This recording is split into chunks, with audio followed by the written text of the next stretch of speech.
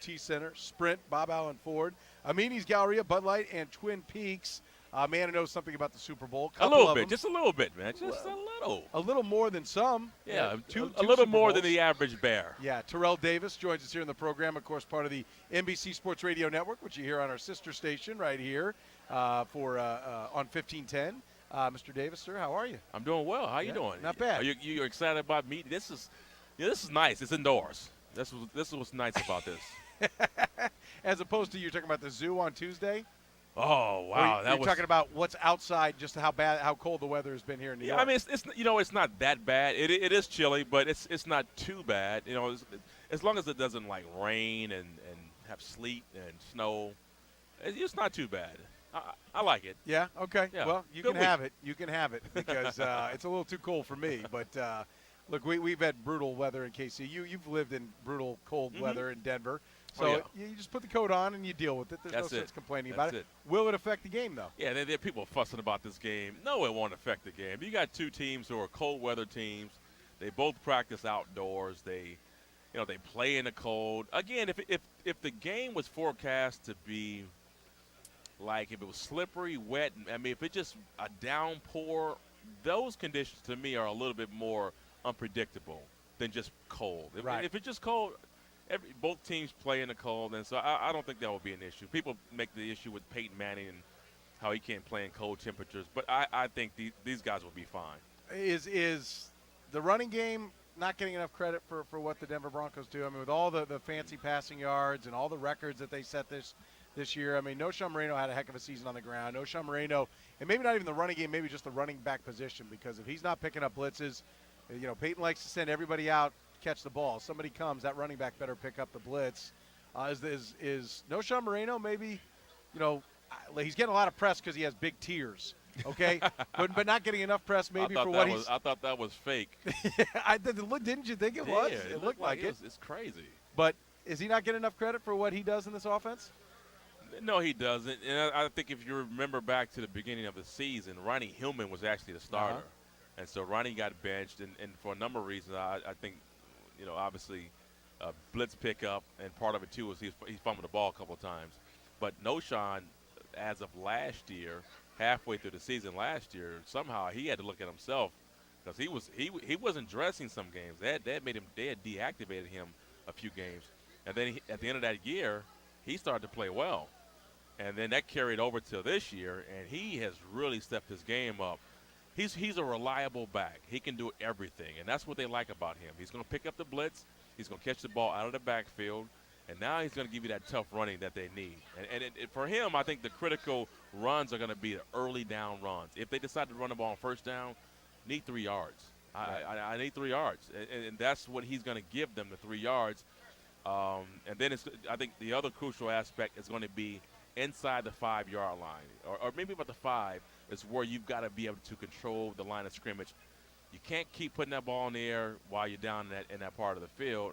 If they can get Noshawn, and maybe even Monty Ball as well to contribute in that running game, they'll be fine. Yeah, it's funny because fantasy football geeks will tell you that Noshawn is about 3rd on their list of Denver running backs. Maybe Monty Ball because the rookie, a new guy. Oh, at the beginning of the season? Mine too. Yeah. Mine too. And he ends up being the guy this year for Denver. But it does speak to the depth they've got. And Monty Ball's playing a little bit bigger role here and giving him a little bit more of a punch in that ground game, the 1-2 punch between the two.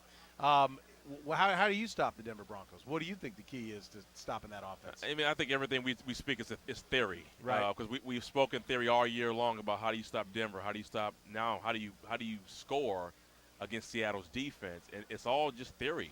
You can say number one, as I talked about, to stop Denver, you have to put them in situations they're not comfortable, and that is 3rd downs. You beat them up on 1st and 2nd down. Win those early downs and make Peyton Manning beat you on 3rd down. Is it because they're very very much a short passing team? They are a sort of last game they had those drives, right? They had those long sustained drives. They weren't throwing the ball down the field a whole lot. Now they will take their chances, but they're a very on schedule offense. They like to be in rhythm, and if they're in rhythm and they get 3rd and 4, 3rd and 2. They have options now. I mean, how do you stop 3rd and 2 against Peyton Manning and 4 wide set with a back who can run for third down. Is that the dirty little secret for the Broncos? Manning's arms kind of it's below average. I mean, it's No, his no, no, smarts no, no, and no, his. no. I don't mean that as an insult, but you get old, you don't do things like you used to do. I mean, it can't be as strong as it used to be. Can Yeah, it? but I think people sort of confuse that they don't throw downfield that they can't. He can. Well, it's a lollipop. It's got a nice wobble on it. Well, he's thrown some, but he's also thrown some tight ones too. I mean, because he can anticipate so well, they've hit some long balls. But Okay. Listen, I think what he does the best, and what I love about, he's not going to force anything. He doesn't go up there and says, "Hey, listen, I see Richard Sherman and Demaryius Thomas. I like Demaryius because I know what he can do, and disregard who's guarding him." He knows who that guy is. He's going to say, I'm going to look for the next best matchup. And then after that, he's going to look for the next best matchup. He's not going to stick with one or two. He's going to find a guy. Let's say you put your nickel guy in. I might want to target him. Where is he going? Yeah. That's where I'm going. Yeah. And then if he happens to see that there's an opportunity to go deep, he's going to take it. NBC Sports Radio Network is where Terrell Davis, one of many places he's plying his trade. You can hear his great insights into the game of football. You're also one of a handful of backs that have rushed for 2,000 yards. Yeah. Adrian Peterson just did it, but is that a club that's going to go away the way they're putting the ball in the air? That Peterson might be the last one of you guys to get 2,000? Are they going to add 2 more games? I don't think so. I You don't think that so? one's going to fly. The players, you were part of the Players Association. Why would they ever okay that? Well, they said the same thing when they have 14 games. Now they have 16. Listen, this game is evolving, and at some point, if the owners figure out that they can make more money by adding 2 more games, they will get 2 games. So The players will concede. Let's say you increase the salary cap, right? Okay. So there's going to be some concessions. Salary cap, rosters may have to increase from 53 to 60-man roster. I would imagine there could be some concessions on that. Now your contracts might have to get a lift, whatever it might be. But if the owners figure out that they can make more money doing it, then 18 games might be it. Maybe you lessen the preseason to 2 games. Right. 18 games in the regular season. They're already going to add 2 more teams to the postseason. I could see that's what I see is Yeah. them getting to 4 more teams, 2 now and 2 more soon after that. No. Everybody play because that's where the real money is in the playoff I games. know, I hear you. Impossibly, but I think if you go to 2 more teams, the beauty of it is only the number 1 seed gets to bye. Right. And that's only right. That's only fair. Right. The second seed shouldn't get a bye. Yeah, I know. Hey, but it hasn't proven to be that big of an advantage overall. Now this year we've got 2 1s in, first time since the Saints and Colts. And that was the first one since, God, I don't even remember. Since when. 2000, yeah. Were you guys? Was no, it you guys? we weren't a number Denver, 1. Atlanta? No, Atlanta was a 2. Atlanta, they beat. You were a they 1, I upset think. They were a 2. Minnesota. Yeah. Yeah. Your first one, you weren't. No, we were not. Who was the one? We were a 4th seed. As a matter of fact, we were a 4th seed. Remember? Yeah, who was the 1 seed in '97? I can't remember. They had Pittsburgh was. No. It was. No. Keep guessing. It was Pittsburgh. Sports Radio 810 WHB, Kansas City. Who Was it Kansas City? It was Kansas City. You guys won the number 1 seed. Yeah. No, you wouldn't have 13-3. You were wouldn't have played 12-4. us then. You were the wild card, right? The wild card winner. But how would you play us in the second round? Because you were who'd you beat in your first game? We beat Jacksonville at home. Boy, maybe I'm wrong. I might be wrong. I thought so. Well, who was in who? Oh, I don't even know. It doesn't matter. It sucks to be us. That's the bottom line. It sucked to be us. That's the reality of the situation. We're talking to Terrell Davis. I know you got a lot of people to talk to. Let me give you my final 4 quickies. First of all, why Georgia? That's a great question. I was in California first. I know. Yeah, I was at Long Beach State. Yeah. So how'd you end up with Georgia? Program dropped, and Georgia came out. And the only other school I had was Utah State and Hawaii. So you think I'm gonna choose? Where you think I'm going? Well, I would have given some thought to Hawaii. I got to be honest with Listen, you. I've been to Hawaii. I enjoy it, but I'm not going there for football. Okay. I mean, I'm not flying 5 hours over water to get home. Okay. All right, so when they said Georgia, I said I'm going there. All right. Elway or Manning? Elway. And do you still experience migraines? No. No, so you got over that. Just knock on, what is this? Yeah, Plastic? Formica, something yeah. along those lines. I don't know. And finally, who wins the game? I don't give my predictions until before the game, but I'm rooting for a team, for one particular team, as you can imagine who that might be. Yeah, but you're not going to give your prediction? No, All right. not until. Well done. Well done. I'm impressed. Terrell, hey, thanks so much for the time, man. We appreciate it. All right, appreciate it. Thanks. Thanks, buddy. All right. Thank you very much. Available in Seren. Seren. Seren. Seren. Hey, Seren. Radio Row. Hey, Seren. Radio Row.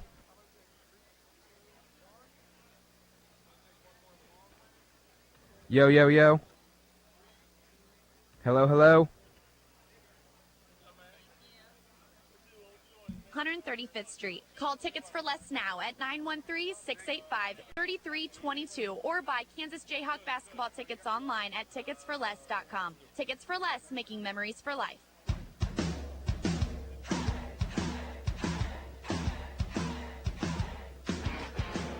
Back in the program on Sports Radio 810 WHB. We'll have more from Radio Row. Seren down, I guess, is it over? It's not really down. It's over in New York City.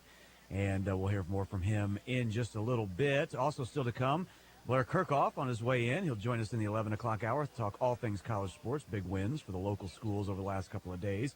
Talk to him about that. Scott Van Pelt, Ryan Russillo is expected to join us a little bit later. We'll get Paul Basir's prediction on the game a little bit later as well. Linda Cohn also expected to join us from ESPN. James Lofton, who you'll hear on the Westwood One coverage right here on Sports Radio 810, expected to join us as well. And Rod Woodson. If you missed any of those, or if you missed what we've already had this morning, Larry Fitzgerald and Dick Vermeil, among others, you can always catch it on the podcast, 810WHB.com. Yeah. Of course, our Super Bowl coverage Okay, brought to you by Twin Peaks, Bud Light, Amini's, Bob Allen Ford Sprint, and the Low T Center. You're up, Seren. And that is true. Well done, Doug. It is the program here on Sports Radio 810 WHB. Always, you never know what's going to happen at the Super Bowl, do you? Do you, Doug? Do you ever know? You never know, and I do know after getting done with Dick Vermeil and after that interview, I'm sure it was hard to get away from the coach because sometimes he likes to chat a bit. He does. Are we on the 810 And you don't WHB exactly TV? say, "Hey, Coach, I got this radio show I got to get to." Sometimes you just let them go. Yes, and that's how things work. And then sometimes, somebody in your traveling party wants to get a photo with them. Well, And no. then another one. No. Then another one. I'm not saying that for Halloween every year Chad Boger should go as a Japanese tourist. I'm just saying that he does go as a Japanese tourist every Halloween. I likes him some pictures. We were just discussing his camera preferences as taking some photos. But thank you to Coach Dick Vermeil joining us here in the program. And, of course, his great line of wines available all over town. And back to the coaching in the, was it the Collegiate Bowl, I think they called it? Is that what it I ended think up being that was called? it. Something, yeah. Something along those lines. Nonetheless, a lot more to come here from Radio Row. Van Pelt and Russillo going to join us. Paul Basir from PredictionMachine.com. James Lofton. Rod Woodson scheduled to join us. Terrell Davis scheduled to join us. Already talked to Larry Fitzgerald, Dick Vermeil. A lot of folks. Busy day here at Radio Row. 30. A lot of football luminaries. We will talk a lot of football with you. Get back into Kansas basketball. Big win for the Jayhawks against Iowa State. Now see if they have a letdown as they go down to Austin to take on the Longhorns. We'll talk Kansas basketball as well. Blair Kirchhoff is coming up next. 10 Kansas City seconds. Star college columnist joins us. Remember, our Super Bowl coverage brought to you by the fine folks at the Low T Center at Sprint, at Amini's, Bud Light, Twin Peaks, Bob Allen Ford.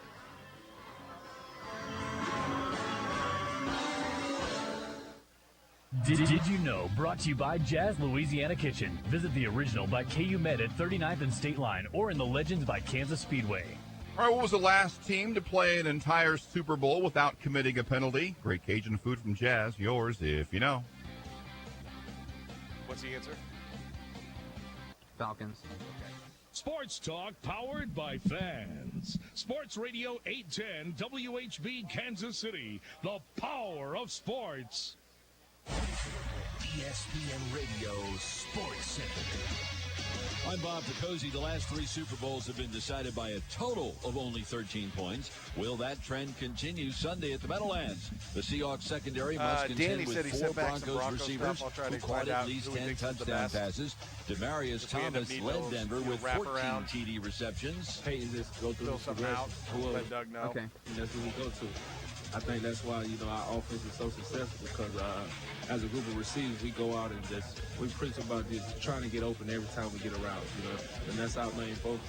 Give Pay options so he can throw it to whoever. It now looks like it will be considerably milder than first feared on Sunday, a high of 45 beneath partly cloudy skies. Federal authorities announced this morning in New York that they have seized $21 million worth of fake Super Bowl jerseys, hats, and other items, part of a massive count. 4 segment now with Blair, right? Yeah.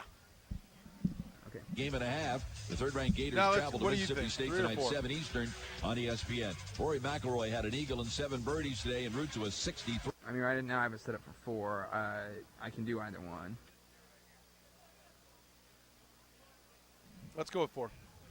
Beautiful roses plus a free vase for $29.99. And for just $10 more, make it 2 dozen roses and a box of chocolates. Go to 1-800-Flowers.com, click on the radio microphone, and enter Colin.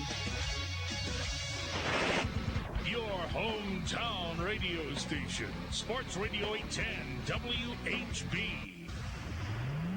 And now, on Sports Radio 810 Sports Center. I'm Curtis Siebold. Omaha is more than an audible. Enter to win a trip to Omaha to see what all the hype is about at visitomaha.com. The beat continued last night for the Kansas Jayhawks. KU now 7-0 in Big 12 play with a near wire-to-wire win over Iowa State and Lawrence. Hawks never trailed in their 92-81 win. Andrew Wiggins a career-high 29. Bill Self says that personal record may not last long. He still only took 16 shots. I mean, it's not like he's hunting shots. He's going to have a game where, he gets 21, 22 looks and shoots the ball like that. He could have a really big night for us. Perry Ellis added 20. Kansas at Texas Saturday. Longhorns have won 5 straight. UMKC fell on the road last night. Roos lost 91-81 at Southeast Missouri State. Back to WAC play Saturday against Grand Canyon. I'm Curtis Siebold. This is Sports Center. This hour of the program brought to you by Worth Harley-Davidson North, I-29 and Tiffany Springs. Why the hell not? You're worth it. His exploits on college campuses are legendary. We're going streaking! He took Jen Sturger to her first Seminole game. He's driven the Sooner Schooner. He played tuba in the Stanford Band during the play. He wrote the Wabash Cannonball. Kansas City Star college columnist Blair Kirchhoff on the program. That is right. Best damn man to cover college athletics in the Midwest in at least 100 years. He's Blair Kirchhoff, college columnist for the Kansas City Star, brought to you by Robert Brogdon Buick GMC. I-35 in Santa Fe, great deals right now. Check out the 14 Sierra pickup truck. Nobody will get you a better deal on the Sierra than our friends at Robert Brogdon Buick GMC, I-35 and Santa Fe. Our Radio Row coverage continues. We're live in New York, brought to you by Twin Peaks, Bud Light, Amini's, Bob Allen Ford, Sprint, and the Low T Center. It's estimated 13 million men in the U.S. have low testosterone. Do you know your numbers? Call 816-398-7171 or visit lowtcenter.com. Mr. Kirchhoff, sir, how are you? I'm doing great. I hope you are too. Yeah, it's always a lot of fun, busy, exciting, challenging to make everything fit, as you heard. Doug, having to jump in there as we were talking to Coach Vermeil, which is got to be, by the way, one of the nicest human beings you ever want to come across. It's tough for me to figure out how he's like known as like a taskmaster coach, and he couldn't be the nicer. I mean, he seems like the guy you want to be your grandfather. Yeah, that's the way he comes across. He just he sounded. It sounded to me like he just wanted to pay respects to Kansas City. He just I assume he doesn't live here anymore, No. but has has kept it in his heart all these years. That or at least that's the way it came across to me. That it was a special time, special place for him. Yeah, and I think he does hold that near and dear to his heart. I know he respects the Chiefs fans and the organization and certainly the Hunt family and everything, but and he comes back to town a lot, does a lot of work in a lot of different ways. Just a good all-around guy. So fun to talk to, and even more fun to talk to off the air. Let me tell you that, because he starts telling some stories and he doesn't hold back, and some of the things he says, you're like, oh wow, okay, all right, coach, pretty cool.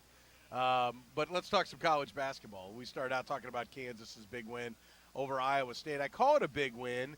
Are we at a point now that this isn't a big win? I mean, this is what they're supposed to do, is beat teams that are ranked, 16 in the country with relative ease? At home, I think they're supposed to win those games, and I was there last night, and it was there were some tense moments for Kansas up until about the final 2.5, 3 minutes. It was I want to say a 1-point game. I know when Wiggins went to the line with his intentional foul, right? That was, I think it was 75-72 when that happened. But did you ever feel like Iowa State had a shot? Well, it's.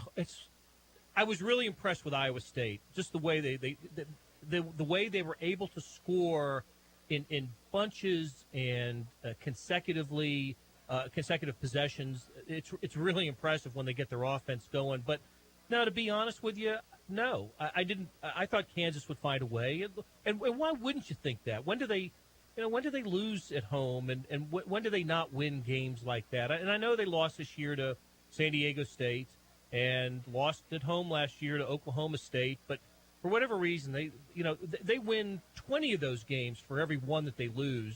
So no, I didn't. I thought they would find a way to win, and they found it when Wiggins had his little flurry, the intentional foul. He made the 2 free throws. I thought maybe his best moment of the game was on the ensuing possession when he got a stick back bucket. Embiid missed for a jumper from about 12 feet on the baseline, and Wiggins was in the right place to stick it back. And then there was the run out dunk, similar to the one he had against Duke way back when, and that was it, ball game. And they're up by 8 or 9 at that point. Yeah, it just felt like to me that it was Kansas's game to put away whenever they wanted to. I mean, they'd run it out to 6, 7, 8, 9. And Iowa State would close it back down to 3 or 4, and then they'd run it back out to 6, 7, 8, 9. I mean, trying to look, did they ever trail in this game? No, they were tied at the very outset of the second half, and it was a 1-point game with 4:30 left. But other than that, other than the tie briefly, they were wire to wire, jumped out to a 5-0 lead and never trailed. Yeah, they were up 30-14 in the first half, and then Iowa State just went nuts. And the other thing, look, Iowa State, I thought played the type of game that would just play right into Kansas' hands. Hoiberg likes to get up and down the floor. Kansas has better players. I just thought if you're going to run with Kansas in their building, you don't have a chance. And yet they managed to keep the game, within striking distance. Iowa State did a great job. Fred Hoiberg's a heck of a coach. I mean, talk about he does such a great job of taking advantage of matchups on switches. And how many times did we see DeAndre Kane post up whoever was guarding him because he had the advantage, and it was just, and then Nian taking Embiid out the way he did Jeff Withey last year. Look, Embiid ended up with a nice stat line, a double, but he didn't have the impact in this game that he did up in Ames a couple of weeks ago. So Iowa State is so well coached, and yet you're right, Seren. I really didn't think Kansas was ever going to lose the game. Yeah, and now that begs the question. Let's talk a little bit about Andrew Wiggins. If he is becoming the player that he was reported to be, which is maybe unfair, but last night that's the kind of game that people expected from this guy. Is how dangerous do they get if he's now going to be that kind of scorer on the wing? Very, very dangerous. If he's going to be a 20-point plus a game guy with everything else they do, with Embiid as maybe the best big man in the country, with Nadir Tharp knocking down threes at a 50% clip when he gets the open look. And look, what can't they do? It's funny, after the game last night, we go through the usual breakdown of players after the game. We talk about Wiggins and Embiid and Tharp. And, oh, by the way, Perry Ellis scored 20, made 8 of his first 9 shots, and, was a big factor in the game. And, almost a forgotten figure in the game. So, yeah, the spotlight, of course, was on Wiggins, and he had the 29, and which is, to me, a lot different than the 27 he had against TCU. Doing it against Iowa State was more impressive to me than the similar game he had on Saturday at TCU. Yeah, and Bill itself said it after the game that they're really starting to click on offense, and they can beat you anywhere. I mean, 5 guys in double figures. I don't think it's like, hey, any one of these guys is a go-to scorer someplace else, but with the kind of firepower they've got with Embiid and Ellis down on the blocks, if Wiggins is going to step up like that, Selden's ability to knock down jumpers. I mean, Nadir Tharp's not a sharpshooter, by any stretch of the imagination, but there's so many other guys you got to try to help on. You leave him, he is a very good toe the line, set shooter. I mean, that he's very good at, and that makes him very difficult to guard collectively. And I thought, I don't know if you guys have played it, but I thought Self had a great soundbite after the game last night when he said, they're getting to a point where, or at least Wiggins with the offense, they're not running offense to run offense. They're running offense to score, and that sounds kind of elementary, but I think when you think about it, it really applies because Wiggins these last couple of games is getting the ball in great positions to score. He's open when he's on the wing for a three, or when he's driving. He's got a little isolation. He's putting the team has put Wiggins in a better position to get his points, and he's doing it so efficiently. 16 shot attempts last night, and I don't know how many he had against TCU, but not many. I mean, the guy's over 50% from the floor, and he's almost 50% from three, I think, in league play. So he's, the offense is working for him. It's not like he's having to create a bunch of stuff. I go back to the Florida game. You remember when Kansas trailed big and Wiggins kind of had to put him on his back in the last 8 or 10 minutes, and he was knocking down all these threes? Well, none of that seemed to come out of the Kansas offense. That was just Wiggins, doing his thing. But these last couple games, he's doing it in the context of the offense. And that makes Kansas that much more dangerous. He was 8 of 13 in the game before that. So. Is that what against TCU? So 18 of 20, or 29 in the last two. And I don't know, maybe Iowa State's top 20 team. Iowa State's good. I mean, they can do some damage in the tournament, but you just see the difference, and they're talented. I don't think they get enough credit for their talent. I agree that Fred Hoiberg's a heck of a coach, but I don't think they're getting credit for the fact that there's some really good pieces here. I mean, there's some really good players, but you look at it and you watch that game last night and you're like, Iowa State is just a little engine that could. They're just going to chug along and try because Kansas, they've got all the pieces when they're going like this offensively. And Iowa State's a good offensive team, so I don't think there's any shame in giving up 81, particularly when the pace of the game is what it is. When you have those extra possessions, the numbers are going to go up there. I think what this says to me is that Kansas can win offensive games. Is there still a little question that they're not, and again, I give credit to Iowa State. I'm not trying to diminish what Iowa State did, but the hallmark of KU is lockdown defense. I mean, that's what it is. It's winning the field goal percentage category every year in college basketball. Are they still maybe they're getting closer to being where they want to be offensively, but maybe still further away than where they want to be defensively? I think that's right. We were talking about that after the game before the press conferences start. We were just a group of us. What is it? What could hold back this Kansas team? What could be the cautionary signs? And my thought was it is the defense, because while they have a rim protector, maybe one of the best ones in college basketball, it's not a team that we don't see steals that turn into transition, that turn into little mini rallies, and especially at home that bring the house down sort of stuff that we used to see from Kansas. It's just not that type of team. There were a couple in the game last night, and they're going to be in a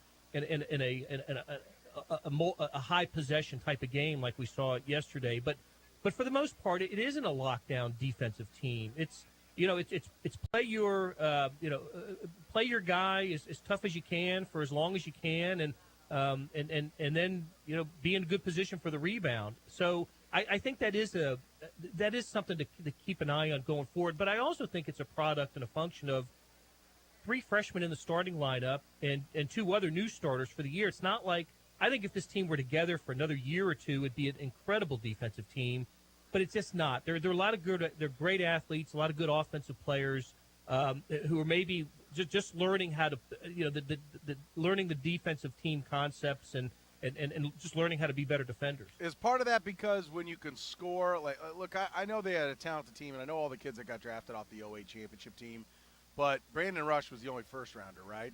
Mario Chalmers should have been, but he wasn't. But he was the only first-rounder drafted off that team, right? Sharon Collins didn't get drafted. Cole Aldrich, no. I mean, Cole Aldrich was a lottery pick, but he didn't really play much that year. Right. And even when he did, offense wasn't really his game. They Arthur, weren't. Darrell Arthur was a first. Yep, thank you very much. And he was a pretty darn good offensive player. But is it that this team is it possible that you're just never going to reach your full potential defensively, at least for most people. Maybe Michael Jordan did because he was a sick defender as well. But if you are an adept offensive team, you might not really reach your full potential defensively because you know that in the back of your mind, well, we'll go get it back next trip down, that it's tough to, like maybe you got to be that team that's a little bit offensively challenged where you know that, hey, we're not getting to 70 ourselves, so our way to win, and if we're going to blow these teams out and make a statement, we got to hold them to under 50, and then we'll have a big win, 65-47. It'll be a blowout. But we can't get to 70, so we really got to put everything into defense. Is it possible these kids are just – it's not even about the AAU thing or the coddle thing. It's about that if you're a really good offensive team, it's tough to lock down and play defense because it's just not as important because you can outscore your opposition? There may be some of that. I do think that was the case the last couple of Roy Williams teams. Remember those teams that would – those were incredibly good offensive teams that would almost – allow you to score so you can get the ball back and get up the floor as quickly as you can, and would win games, 95-88, and playing a lot of those types of games. And then Bill Self gets the Kansas job, and I think that was the big revelation when he took over the program, because Kansas, even though they had players recruited to that system, Simeon, Langford, Miles, those guys, they weren't going to play that way anymore, and because the Bill Self background was different, and he was going to be they were just going to play better defense, and that was the rough transition, I think, for Self at Kansas. But that was the philosophy that guided the program and has continued to guide the program maybe up through now. And now maybe because the game is being called a little bit differently, that Kansas is making the adjustment to that. That the way the game is officiated and called seems to favor the offense. So let's play to the strength of our team, and that is in Wiggins. You've got one of the best, just best athletes in the college game, and Embiid, you've got some uncommon advanced offensive skills for a guy his age and experience. You've got some good shooters. I don't remember a Kansas team shooting as well from the perimeter as this team can. They can get shots, from 3 or 4 guys in the lineup, from 3-point shots from almost anybody in the lineup out of Embiid. Of course, he's knocked one down this year. So I think that this team is built differently than previous Kansas teams. Their ability to shoot the three. They made 10 3-pointers last night. They outshot Iowa State from beyond the arc, and Iowa State's a terrific shooting team. We're talking to so I think there's merit to what you say. I do think that there's some merit there. We're talking to Blair Kirchhoff here for the Kansas City Star, brought to you by Robert Brogdon Buick GMC, I-35, and Santa Fe. I'm at Radio Row, Super Bowl 48, where, of course, we'll talk some more football a little bit later on, but talking about college basketball. Big win for Kansas last night. Big game for Andrew Wiggins. We'll get into that more specifically next with Blair Kirchhoff from the Star here in the program. This hour of the program is brought to you by Robert Brogdon Buick GMC in Olathe, Kansas City's #1 volume leader, off I-35 and Santa Fe. Hey, Kansas City, I've been talking about my wife's amazing LASIK eye surgery experience with Dr. Daniel Dury of Dury Vision, but enough for me. Let's hear it from her. Susan, what did you like best about going to Dury Vision? The wonderful staff. They Does answered Doug- all my questions can he before update and the, after show my sheet and send it to procedure. me? They were so With helpful, and whatever they he's made me thinking feel now right and at home. Oh, Guest-wise. I will let him know that. chocolate chip cookies. Why is that funny? That's right, Mama. I wish I had one of those. I wasn't laughing, I was yawning. Oh. Today, call 913-491-3330 or go to DuryVision.com. And don't forget, Dury Vision can get you out of contact lenses and get you better quality vision that's safer, more convenient, and will save you money over time. So call Dury Vision today and let this expert team answer all your questions and walk you through the process to excellent vision. Dury Vision, 913-491-3330 or go to DuryVision.com and be sure to tell them Stephen St. John sent you. Hey Kansas City, Bobby Hewlett here from Metro Ford. 2013 is over and we're getting 2014 started off with a bang with some smashing hot deals on every used car in stock. It's time to clear out the old and make room for the new. All used cars must go now and no reasonable offer will be refused. We have rates as low as 1% and we have financing options for everybody. Good credit, bad credit, no credit. We take them all. The best used car deals of the new year are right here at Metro Ford on the Miracle Mile, Nolan Road. And remember, all Fords are created equal. It's the dealer that makes the difference. Hey, Soren Petro here. Did you make a New Year's resolution to take better care of yourself and your health? It's estimated that 13 million men in the U.S. have low testosterone. You know your numbers. I do. Low T Center makes it easy. You walk in, take a simple blood test, and know your results within minutes. If you're a man over 40 and have noticed a decline in energy, stamina, or libido, you may have low testosterone. Call Low T Center today to have your levels checked. Low T makes you feel tired and grumpy. It can raise your cholesterol and cause weight gain. It increases your... Doug said he'll get on that, sending that to you. You're up here in 2.5 minutes. Okay. Have Brogdon live with the next break. Okay. The Low T Center with two locations. on The right original in Leawood at 4300 West 100. First, we'll do end of the hour answer when we come back. Okay. As well. 19045 East Valley View Parkway. Service is covered by most health insurance, and it takes minutes for results. Call 816-398-7017. Doug says he just sent it. Basically, you put Davis in place of Vermeil. Okay.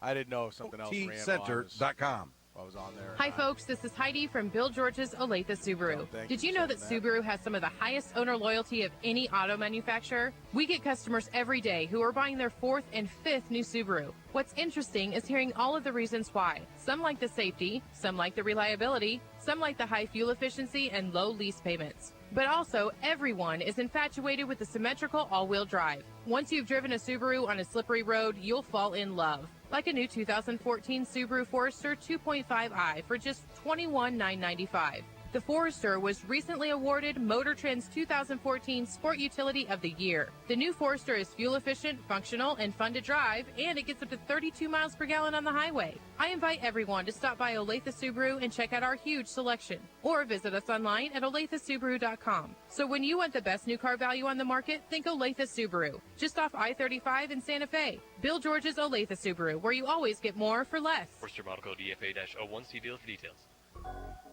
Purchase or refinance, FHA, VA, or conventional. A1 Mortgage is your lender with 1 minute. The twos, 100% financing, 0 application fees, and no cost. Brogdon this break. Call A1 Mortgage now for your rate in the twos. 816-822-8888. How does A1 Mortgage do all this when others can't? The answer is simple. We lend our own money, giving you the lowest rate, and since the entire process is done right here in our local office, your loan will be closed in about a week. Rates in the twos, no-cost loan programs. Call A1 Mortgage now and make no payments for 2 months. 816-822-8888, 822-8888, or apply online at mya1mortgage.com. A1 Mortgage, making your dreams a reality is what we do. A1 Mortgage Group LLC, a Kansas licensed mortgage company, license number MC0001649, NMLS 268370. Programs and rates subject to change without notice. So it was the last team to play an entire Super Bowl without committing a penalty. Great Cajun food from Jazz up for grabs. The answer, you think it was a winning team, but it wasn't. The Atlanta Falcons back in Super Bowl 33. Nary a penalty. The Broncos only committed 4 that day, so crisp game. Do we think they only committed that many, or the refs swallowed the whistle? Could be. I have another fun Super Bowl penalty stat that I just tweeted out. You will find interesting. And that is. I was just gonna say, and you're gonna share it with us, or no, the last 10 years. Tease for later. No, it's out there. It's not going to be a question, so I might as well go and put it out now. But as we're talking college basketball, I didn't want to throw the show off the. That's all right, Blair. Off as I usually do. I'm pretty sure Blair Kirkhoff has seen the game of football. Might be interested in the Super Bowl. You can let it fly. It's a great stat. It is. We're discussing how will Seattle's defensive backs handle the Denver wide receivers. The last 10 Super Bowls, how many pass interference penalties do you think have been called? Last 10 Super Bowls? Combined, yeah. 18. That was just 2 less. I said 20. One per team per game, but I was wrong. I looked at all 10 game books twice. There have been 2. 2? 2. Chris Culliver last year, Antonio Pierce in Super Bowl 42, the first Giants-Pats Super Bowl. Well, my recollection is the Ravens just mauled them. Yeah. Is that anyone else's memory of the game? Was that the Ravens DBs were just mauling the 49er receivers? Yep. There's been 1 illegal contact foul and 3 defensive holdings in that span, but 2 pass interference penalties. So there have only been 6 basic basically penalties on coverage. Pass plays. Yeah. In coverage, there have been 6 penalties in 10 Super Bowls. Yep. And I thought that's crazy. So I went back and I looked at the play-by-play of all 10 game books, went down every single penalty. Because you got that kind of time. 2. And it's easy. It's not that difficult to do. The penalties I know. are They kind mark of them out, they're capitalized, so it's easy to go through. Plus, you can just go through and see how many penalties are off to the side or first downs. Wow, that is insane. 2. We'll talk some more NFL football a little bit later on. We're talking college hoops here. KU nice win against Iowa State. Andrew Wiggins 29. I thought there was a chance he might come back next year, Blair. That's funny. No, but this is – they do need him to step up. They need him to become that alpha dog scorer. As Bill Self, hey, we haven't had that. We didn't have that last year. We need one of those guys. They need it to be him. They need him to step up and grow into that role, and, maybe he's doing it. I've had a lot of Kansas fans. Every time I say, hey, he's not doing this, he's not doing that, people say, well, he's still 16-7, and I know. Nobody's saying he's the worst player in college basketball. Nobody has to run to his defense. We're grading him against what was an unfair expectation. Absolutely. But we're also grading him against, is he going to be the number 1 player drafted? And that's not an unfair expectation. That's a reality. I mean, somebody's going to go number 1. Wait, but that's an expectation as well. I mean, that's whether you're well, it is if you say he's number 1. But if you evaluate him and say, if it's this is the number 1 guy, and then when he doesn't go there, he failed because he didn't live up to that. That's a failed expectation. I agree with you. But when you're saying would you take Embiid or Wiggins, and you say I take Embiid, that's not crapping on him. That's just saying I take Embiid. If you say, hey, I think he's going 4 right now, that's not dumping on the guy. That's just saying he'd go 4. That's just. And I mean that's something he's going to have to stare down and live with because he's going to get drafted. So that's not about expectation. He's going to go where he's going to go, and that's going to be a reality. That's not going to be an expectation. Maybe it's just semantics. Anyway, the point being, forget about it. Point being, whatever it is, this was the kind of game people expected. This is the 29, and whether he has it in his first game or he has it in a later game, that's something that we can't, we don't know what to, I mean, that's just reality of where things are. So, yeah, I agree that the games that he's had the last couple of outings are the ones that I think a lot of people believed were possible from the outset, and he didn't deliver on them. Obviously, there was that's why he's at 16-6 and not 21-9 or whatever else, whatever like a Doug McDermott is right now, 24 and in a handful. It's why he is where he is. But from this point forward, I think now he has raised now he has played in a way that he's meeting those preseason expectations, and from here on in, just what we've seen these last 2 games.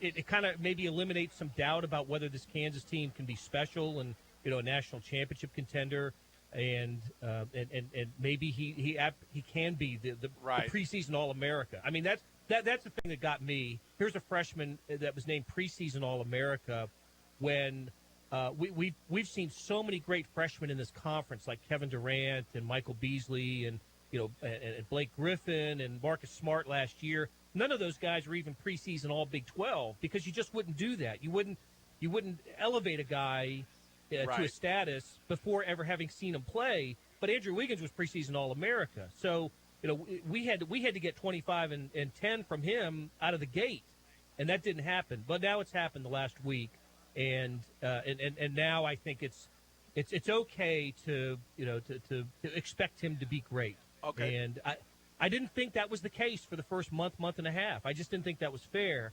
Now we've seen these last couple games, and the offense is flowing in a way, and like I go back to what Bill Self said last night. They're creating offense to score with the idea of scoring, and he can be a great scoring player. We're talking to Blair Kirchhoff. Blair, I'm gonna have you wait just 1 second. We had an opportunity, 2 Hall of Famers sitting down with us right now as we're going to chat with Mr. Eric Dickerson, one of the great running backs of all time, certainly one of my favorite running backs, and Ronnie Lott, one of the greatest